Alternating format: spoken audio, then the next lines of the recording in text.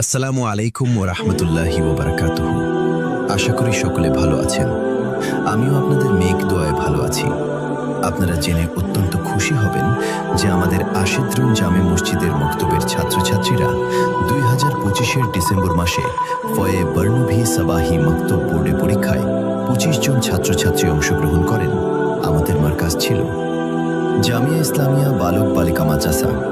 এই মার্কাজে 14টি মক্তবের ছাত্রছাত্রীরা পরীক্ষা দেওয়ার জন্য অংশগ্রহণ করেন, যাদের সংখ্যা ছিল 104 জন।